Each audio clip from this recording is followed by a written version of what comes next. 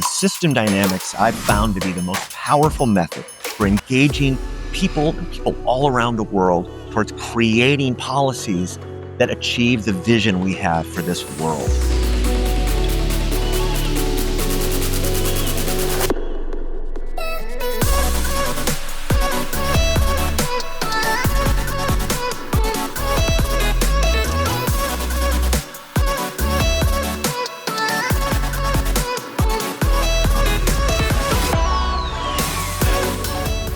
Through the insights and kind of steer them toward policies that are going to make a difference. I